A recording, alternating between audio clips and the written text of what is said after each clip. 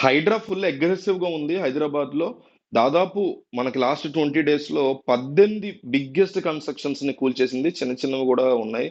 ఇవి కాకుండా చిన్న చిన్నవున్నాయి. దాదాపు 43 ఎకరాల ప్రభుత్వ భూమిని వాళ్ళు స్వాధీనం చేసుకున్నారు. ఎన్‌క్రోచ్‌మెంట్ లేక్స్ రిలేటెడ్ కాకుండా సెపరేట్‌గా ప్రభుత్వ భూమిని కబ్జా చేసిన వాళ్ళ నుంచి 43 ఎకరాలు చేసిన వాళ్ళ నుంచి రికవర్ చేసుకున్నారు. ప్రభుత్వ భూమి అంటే ప్రజల భూమి. అట్లాగే ఈ రంగనాథ్ ఎవరైతే ఉన్నారో దీనికి హెడ్‌గా ఉన్నటువంటి సివి రంగనాథ్ ఐపీఎస్ ఆఫీసర్ ఆయన కుటుంబం వద్ద మధురా నగర్‌లో వాళ్ళ ఫ్యామిలీ ఉంటారు. వాళ్ళ ఫ్యామిలీ వద్ద ఒక చెక్ పోస్ట్ కూడా ఏర్పాటు చేశారు. Out post. ఎందుకంటే మరి ఇంత సిన్సియర్‌గా ఒక పోలీస్ ఆఫీసర్ ఎళ్తున్నప్పుడు అందులోనూ వేరే వేరే టాపిక్స్ కావు. ఏకంగా రియల్ ఎస్టేట్ థింగ్స్‌ని టచ్ చేస్తుంటారు వీళ్ళు. సో, ఆ లెవెల్ ఆఫ్ పీపుల్‌ని టచ్ చేస్తున్నారు కాబట్టి ఖచ్చితంగా థ్రెట్ ఉంటది ఈయనకి గాని, ఆయన ఫ్యామిలీకి గాని. సో, అందుకని ప్రికాషనరీ మెజర్ కింద ఔట్ పోస్ట్ ఒకటి ఏర్పాటు చేసారు వాళ్ళ ఇంటి దగ్గర.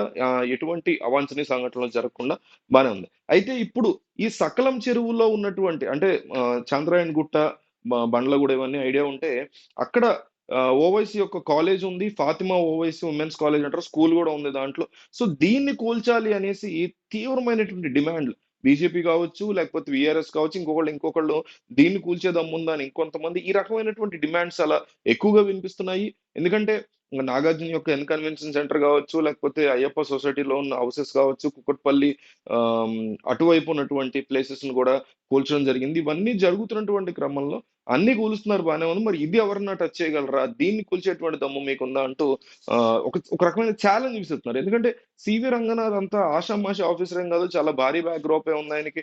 ఆహ్, బా చాలా టఫ్ అయినటువంటి కేసెస్‌ని డీల్ చేసినటువంటి వ్యక్తిగా ముద్ర ఉంది. ఏదన్నా ఒక వర్క్‌ని గనక స్ట్రాంగ్‌గా ప్రభుత్వం అప్పచెప్పినప్పుడు అది కంప్లీట్ చేస్తే గాని నిద్రపోడు అనేటువంటి ఒక రకమైన పాజిటివ్ ఇంపాక్ట్ ఆయన మీద ఉంది. సో, అట్లాంటి వ్యక్తికి ఈ ఓవైసీ యొక్క కాలేజ్‌ని కూల్చడం అనేది బిగ్గెస్ట్ ఛాలెంజ్ కింద మనం చెప్పుకోవచ్చు. అయితే దీనికి ఆయన రీసెంట్‌గా సమాధానం చెప్తూ దీని గురించి మాట్లాడుతూ ఇక్కడ మల్లారెడ్డి కాలేజ్ అని లేదు, ఓవైసీ కాలేజ్ అని లేదు. ఎవరిదైనా సరే కూలుస్తాము.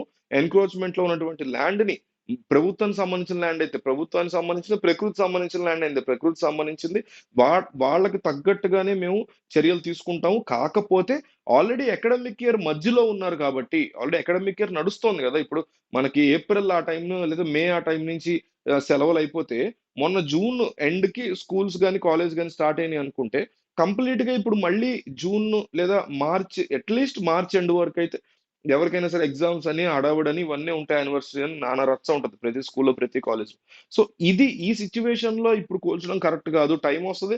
టైమొచ్చినప్పుడు ఖచ్చితంగా కూలుస్తాం అనేసి ఆయన మాట్లాడడం జరిగింది. అయితే ఆయన ప్రకటించడం కూడా జరిగింది. అయితే ఇందులో నాకు పర్సనల్‌గా అనిపించిందేంటంటే, ఎన్‌క్రోచ్‌మెంట్‌కి ఇక మీదట స్కూల్స్‌కైనా, కాలేజ్‌కైనా అనాథాశ్రమాలకైనా, ఇంకో దానికైనా ఆ టైప్ ఆఫ్ థింగ్స్‌ని మాత్రం ఎస్పెషల్లీ చెరువుల్ని ఎన్‌క్రోచ్ చేసిన వాటిల్ని కూల్చకుండా వాటిల్ని అక్కడే ఉంచి, అట్లాగే ఉంచి అంటే ఐ మీన్ టు సే కొత్తగా ఎవరు ఎన్‌క్రోచ్‌మెంట్‌లు చేయకుండా చాలా స్ట్రాంగ్ చర్యలు తీసుకుంటూ, ఇంకో పక్క ఆల్రెడీ కట్టేసినవి గనక అవి ఆర్ఫనేజ్‌లు, స్కూల్స్ ఎందుకంటే ఫ్రీ స్కూల్ ఇది. ఈ ఏదైతే ఫాతిమా ఓవైసీ కాలేజ్ స్కూల్ ఉందో చాలా చాలా తక్కువ ఫీజులతో చదువుకుంటూ ఉంటారు. అసలే ముస్లిం మైనారిటీ కమ్యూనిటీస్‌లో ఆడపిల్లలు చదువుకోనెవరు సావరు. సరే హిందువుల్లో గూడా ఉంది ఆ పేట్రియాటికల్ మెంటాలిటీ. క్రిస్టియన్స్‌లో గూడా ఉంది కాదంటలే గాని, ముస్లిమ్స్ మరి టూ మచ్ ఆఫ్ ఆడపిల్లల్ని చదువుకోనివ్వకూడదు.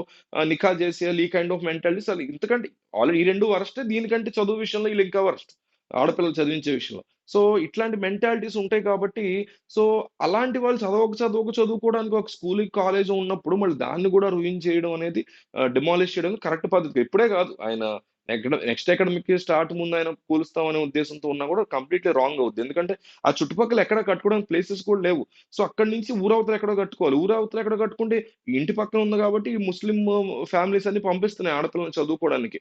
పైగా చాలా తక్కువ ఫీజులో ఎవరో గతంలో ఉన్నటువంటి ఆహ్, నిజంగా ఎంతో మనసుంటే ఎవరైనా స్కూళ్ళకి, కాలేజీలకి ఎంతమంది ఇచ్చేవారు గతంలో స్కూళ్ళకి, కాలేజీలకి అని జెప్పేసి భారీ ఎత్తున రాజులు గావచ్చు, లేకపోతే డబ్బున్నోళ్ళు గావచ్చు, బాగా డబ్బులు సంపాదించి తాత ముత్తాతల ఆస్తి బాగా ఇచ్చేవారు. ఇప్పుడు ఎవడిస్తున్నాడు అసలు? ఎవడు ఇవ్వట్లేదు. చదువు అనేది ఒక బిజినెస్ లాగా మార్చేశారు. ఇట్లాంటి టైంలో ఆడపిల్లల్ని పంపిస్తుంటే స్కూల్ వరకు, కాలేజీల వరకు దాన్ని గూడా కూల్చేయడం అనేది అది ఏ కమ్యూనిటీకి సంబంధించిందైనా చాలా రాంగ్ అవుతది. హిందూ కాలేజ్ అయినా, హిందూ స్కూల్ అయినా క్రిస్టియన్ రిలేటెడ్ అయినా, ముస్లిం రిలేటెడ్ అయినా గూడా పంపీక మన ఇళ్లల్లో ఆడపిల్లల్ని గత 30 సంవత్సరాలుగానే చదువుకోవడానికి పంపిస్తున్నారు. ఎస్పెషల్లీ ముస్లిం హౌస్‌హోల్డ్స్‌లో ఇప్పటికి గూడా జంకేటువంటి పరిస్థితి ఉంది. ఆ ఆ క్రమంలో దీన్ని కూల్చడం అనేది బెస్ట్ ఆప్షన్ కింద అనిపించుకోదు. ఫర్దర్‌గా ఎవరైతే ఇంకా ఎంక్రోచ్‌మెంట్‌లు చేస్తూ కట్టేటువంటి క్రమంలో ఉన్నారో, ఆ కట్టే క్రమంలోనే వాటిని ఆర్ఫనైజ్‌లని బిగ్గెస్ట్ అన్నిటికంటే మనం టచ్ చేయలేనిది ఏమన్నా ఉంటే ఆర్ఫనైజ్, వృద్ధాశ్రమమే కదా! దాని తర్వాతే కాలేజ్‌లైనా, ఫ్రీ కాలేజ్‌లైనా. సో, వాటిలి గురించితో కలిపి చెప్తున్నా. సో, కట్టబోయేది ఎంత గొప్పదైనా ఆపేయొచ్చు గానీ, ఆల్రెడీ కట్టింది అంతంత చాలా పవిత్రమైనవి కింద లెక్క. మన స్కూల్స్ అయినా, కాలేజెస్ అయినా, ఏ మతానికి సంబంధించిందైనా, ఒక వృద్ధాశ్రమం అయినా, ఒక ఆర్ఫనేజ్ అయినా చాలా ఆహ్, బ చాలా ప్రెషియస్, వాల్యుబుల్. మిగతావి వేరు. Commercial complex 'Nagarjuna function hall' కట్టుకున్నాడో, ఇంకొకళ్ళు ఇంకో సినిమా హాల్ కట్టుకున్నారు, లేకపోతే సొంత బిల్డింగ్ కట్టుకున్నారు, కాంప్లెక్స్ కట్టుకున్నారు, అద్దెలు ఇచ్చుకుంటున్నారు, వాళ్ళే ఉంటున్నారు. ఇవన్నీ అనవసరం. ఇవన్నీ గూడా వేరే వ్యవహారాలు. కానీ నలుగురికి ఉపయోగపడేది ఆల్రెడీ ఎన్‌క్రోచ్‌మెంట్‌కి గురైపోయి ఉన్నది కాబట్టి, దాన్ని ఆల్రెడీ కట్టేసారు కాబట్టి, దాని విషయంలో కూల్చుడు కార్యక్రమం చేయకుండా ఉంటే చాలా మంచిది. ప్రజలకి మీరు హైడ్రా పెట్టండి, వంకాయ పెట్టండి, ఏమైనా పెట్టండి. కానీ అది ప్రజలకి అల్టిమేట్‌గా ఉపయోగపడాలి గానీ, ఆల్రెడీ అందులో చదువుకుంటున్నటువంటి ఆడపిల్లలనో, లేకపోతే మగపిల్లలనో చదువు ఆగిపోయేలాగా వాళ్ళు అక్కడి నుంచి వేరే ప్లేస్‌లకెళ్ళి చదివించడానికి వాళ్ళ పేరెంట్స్ ఒప్పుకోరు. శుభ్రంగా ఆల్రెడీ చదువుకున్న వాళ్ళందరికి పెళ్లిళ్లు చేసి పడేస్తారు. ఈ కైండ్ ఆఫ్ ఇది పోవాలనే కదా! ఎవరో అక్కడ ఆ ల్యాండ్‌ని అంటే పక్కన ల్యాండ్ అంతా కూడా ఉంది. కానీ సరిపోదు. రేపొద్దున ఎన్‌క్రోచ్‌మెంట్ ఉన్న ల్యాండ్ తీసేస్తే పక్కన ఉన్నటువంటి ల్యాండ్ కూడా చాలానే ఉంది కాలేజ్‌కి. మెయిన్ ల్యాండ్ కూడా ఉంది. బఫర్ జోన్ దాటి కూడా లాన్ ఉంది.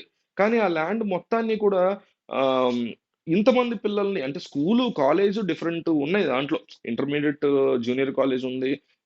డిగ్రీకి రిలేటెడ్ కూడా ఉన్నాయి కొన్ని. సో, ఇవన్నీ పెట్టేంత స్పేస్ సరిపోదు. ప్లేస్ ఉన్నా గూడా. అక్కడ ఓన్లీ స్కూల్లో లేకపోతే ఓన్లీ డిగ్రీ కాలేజో, ఓన్లీ జూనియర్ కాలేజో, లేకపోతే ఓన్లీ స్పెషల్ ఏదన్నా కోర్సెస్‌కి మాత్రమే రన్ చేసుకోవడానికి మాత్రమే లిమిట్ అయిపోతది. సో, అందువల్ల ఇలాంటివి కాస్త కన్సిడర్ చేస్తే బావుంటది. పోలీసులు గాని, లేకపోతే గవర్నమెంట్ గాని. నాకు తెలిసినంత వరకు అంత రిస్కులు గాని, అలాంటి వ్యవహారాలు చేయరు గానీ, ఆయనైతే ఈరోజు ఆ రకమైనటువంటి స్టేట్‌మెంట్ ఇచ్చారు. కూలుస్తాం అందులో మొహమాటం ఏం లేదనేసి. పైగా మల్లారెడ్డి కాలేజ్‌తో కంపేర్ చేయడం. అది ప్రైవేట్ కాలేజ్. ప్రైవేట్ కాలేజ్ అనేది మీరు ఎక్కడ కట్టి ఉన్న ఎన్‌క్రోచ్‌మెంట్ అయితే డెఫినైట్‌లీ పడగొట్టొచ్చు. ఎందుకంటే అందులో ఉన్నోళ్ళు డబ్బులిచ్చి చదువుకుంటున్నారు. ఇక్కడ కాకపోతే ఇంకో దగ్గరికెళ్లి చదువుకుంటారు. మహా అయితే దూరం అవుతది ఆళ్ళకి. ఇక్కడ దూరం అవ్వటం వేరు. అంతంత డబ్బు పెట్టి చదువుకోలేని వాళ్ళు కదా! ఇక్కడ చదువుకునేది. ఏ గవర్నమెంట్ స్కూల్‌లో చదువుకునే వాళ్ళైనా, ఇలాంటి కాలేజ్‌లో చదువుకునే వాళ్ళైనా ఆర్థికంగా చదువుకోలేని పరిస్థితిలో ఇక్కడ చదువుకుంటా ఉంటారు. డబ్బు ఖర్చు పెట్టలేని పరిస్థితిలో. సో, అది అర్థం చేసుకుంటే బావుంటది పోలీసులనేది నా ఉద్దేశం.